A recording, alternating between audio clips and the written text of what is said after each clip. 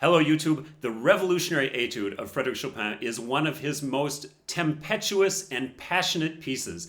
It is a piece, to paraphrase Macbeth, full of sound and fury. Legend has it that he composed this work in 1831 when he heard that Warsaw had been sacked by the Russians, and he was devastated about this news. We're going to listen today to a performance by none other than Rousseau, for the very simple reason that that is the most popular performance of this work on YouTube, with over 7.5 million views. We're going to talk about his performance, we're going to talk about the piece, and hopefully learn a lot about music and piano playing along the way. So let's dive right in and see what Rousseau has for us today.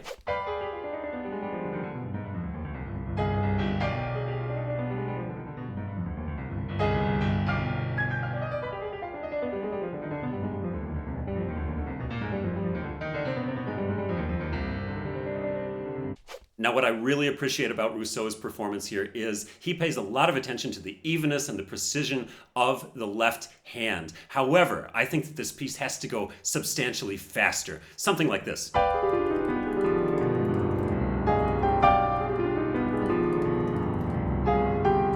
So that we really have a sense of that passion and tempestuousness here that is so prevalent in this piece. The other thing, in this particular work, although in so many cases I would say we want to hear every note in the left hand, we want it to be very precise. Here, we want this to sound like a wash of sound. It has to sound like a breeze or like waves.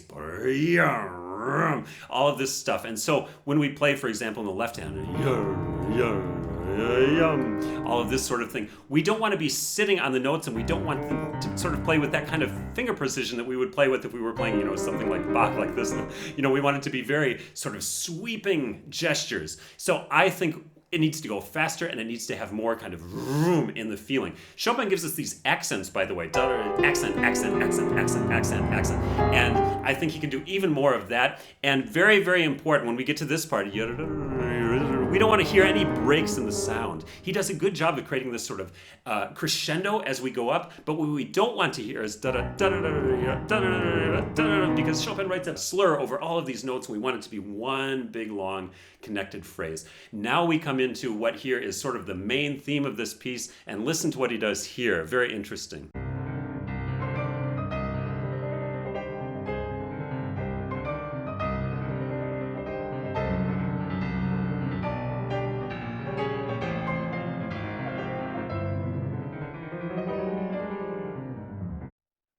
With Chopin, you always have to think about the gesture. What is the gesture of the music? When we have this yada-da-dum, it's going, and then to here, right? It's going to that last note. And I think it sits a bit too much. I mean, tell me if you think I'm wrong, but I feel like when I listen to him play this, it's sort of da-da-da-dum, kind of just sitting a little bit too much. Yada-da-dum. So we have this impetuousness, and then down here, da-da-da-da-da. Chopin actually writes forte and piano. And very bizarrely in this recording, he actually leaves out a chord. This one, da-da-da-dum. If you listen closely and watch, you hear da-da-da. The chord is just not there. Da-da-da, he plays. That's just wrong. Very, very important. And he does that in a couple places in this piece. So it seems that he maybe just made a small mistake there in learning the piece with the missing chord. But very, very important, this kind of echo effect. Da-da-da-dum, da-da-da-da. And listening to the gestures. Da-da-da-da. Where are we going to, and where are we coming back to after that?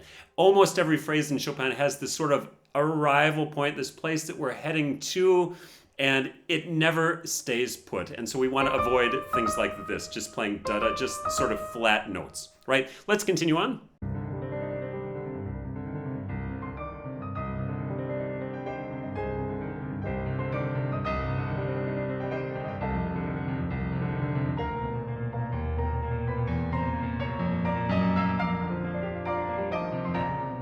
Yeah, so, here again, the chord is missing, da-da, da-da-dum. And the second time, really important in music to think about what are our expectations and where are they broken. So we have the second time, da-da-da-dum, just like we had the first time, and then we get this surprise chord here, right? And Chopin actually gives us a forzando on that chord. He wants it to be especially strong.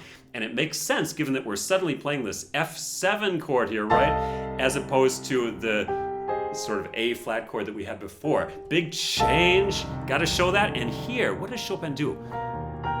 Da da da da da dum. He's writing on all these offbeats. It has to have a sense of impetuousness. It has to have a sense of instability, really letting the music pull forward. He writes stretto, meaning moving ahead. Keep the tempo pulling forward. And to me, again, this just kind of sits a little bit too much. Now we come into this sort of transition section where we have lots of different strange harmonies, and Chopin is kind of moving around through a lot of different key centers. Let's listen to this.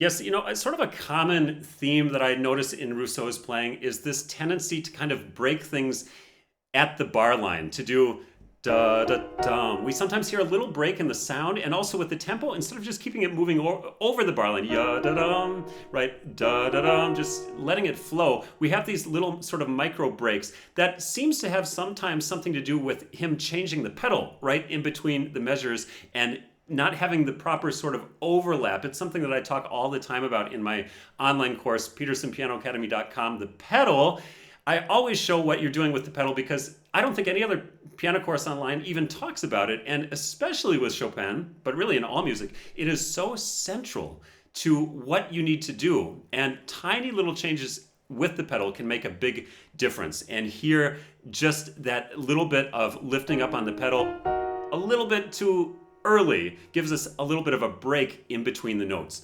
Now the other thing, when you think about the gestures here, da da dum, da da dum, da da dum, we're heading to the downbeats, da da dum, ba ba dum.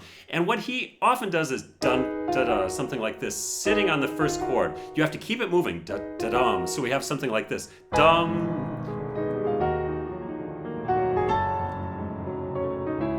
And you notice also we have here sort of a question and answer kind of thing. We have dum and the answer, dum, da, dum, the answer, and the question and the answer. So if you can create sort of a hierarchy in the dynamics there, dum, da da dum, da da dum, da da dum, this will be even more effective. Let's continue on.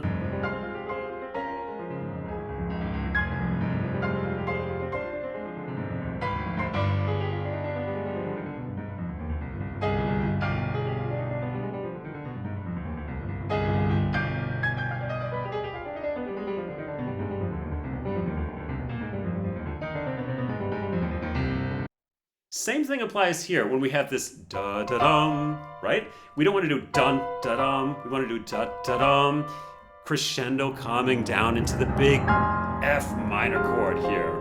And I think that could start a lot earlier. So resolving the chords, also a big theme with Rousseau. I think something that if he could get this down, it would improve his playing a lot. When we have gestures like this, I'm going to play it slowly so you hear da-da-da-dum. If you listen to the harmony there, da-da-da, right? We have this intense diminished chord, and then we're going back. You can't just sort of play those two the same. They have a completely sort of different a different amount of harmonic tension. Tense and relaxing. So you want to have this really good sort of resolution there, and then after that point, we want to create a nice crescendo.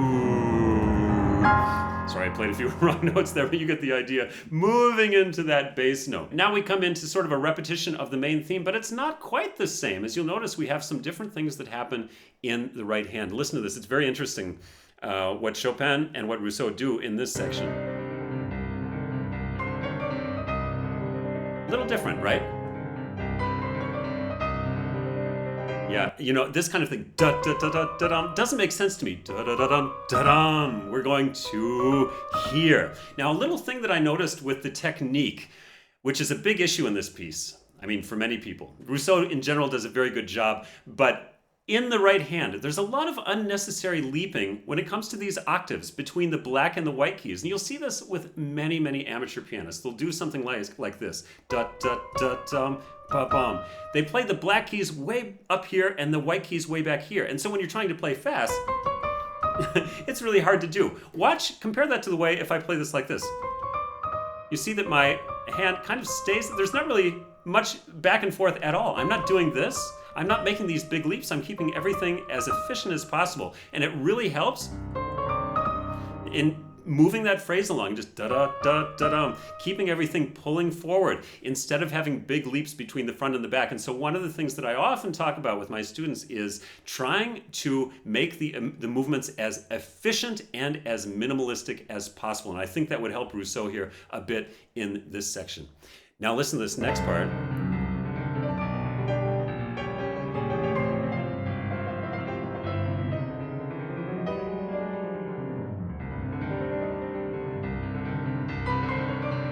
Same thing there. Da-da-da-da-dum. Needs to lead into the note.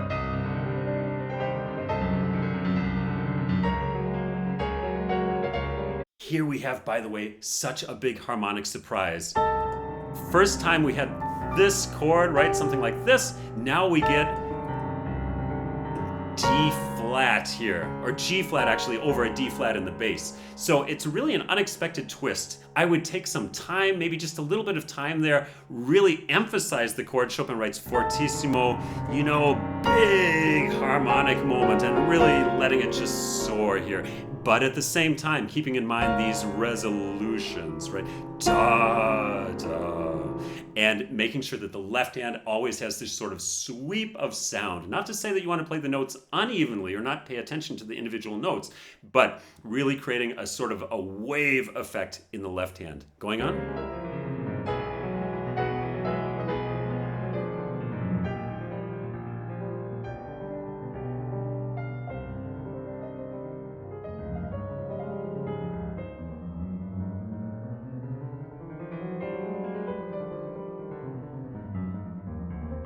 Yeah, so he does a good job of bringing this back down to a piano dynamic that has this sort of this energy within this piano in this section, which is really important. I think it could be even less. And one thing, by the way, that will help when you're trying to create that piano dynamic, use less pedal or change the pedal more frequently, because when you put the pedal down, all of those notes continue to sound. And so, you know, in a place like this, with the left hand here, if you use less pedal, it will stay softer. And another little trick here regarding the technique, he uses sometimes his thumb on these black keys. It's not a hard and fast rule in piano, but it's something to really keep in mind. The more you have to leap between black keys and white keys with your thumb, the harder it is to play, especially when you're trying to play fast. So if you can do something like this with the second finger, it's a whole lot easier to play that really quickly, because you're not having to do these movements in this direction back and forth. So maybe doing something like this with the second finger here, then I don't have to leap. It really makes it so much easier to play. Now Chopin writes sotto voce, meaning subdued in sound, bringing this piece to a really surprisingly soft close, or so it seems. Let's listen to what happens here at the end. It's a little bit too loud. I would use in the right hand, make it even softer, use less pedal. Suddenly this outburst at the end. Good, and you know, in a faster tempo, again, this would be even more effective. Dum, bum, bum, bum. Right? And Chopin does this thing at the end, it's called a Picardy third. He raises this note. It's supposed to be, we're in the world of C minor here, right? We're supposed to have a C minor chord. Instead, on the very last chord, he gives us this C major chord. Very odd but effective and fascinating choice for this piece, which has been so much in this dark world of C minor throughout its entire course. So another thing, by the way, I want to talk about really quickly, when Rousseau plays this section here, this chord here, listen to that chord. Listen to the difference between the first time and the second time. First time, regular F minor chord. Going to C. And then we get this chord. And he plays it with 2 and 3. This G needs to resolve down to the F. It's actually the most important note in the chord because it resolves like this, right? It's the one that doesn't fit. So if you play it with 3 and then 2, you can actually connect those notes. What he does instead is leap with the second finger, meaning you can't really create a really good legato on that. To summarize this performance, I'd say Great attention to the precision in the left hand. A good start for an amateur pianist on this work. Try to make it even faster. Try to make it even more sort of passionate and sweeping and full of those Chopin-esque gestures and nuances. Such a fun piece to play, and I hope you've enjoyed my comments, which of course are only my opinions and my opinions alone. Many of you may not agree, but I'd love to hear your comments in the comment section. Thanks for watching and listening, and see you again soon.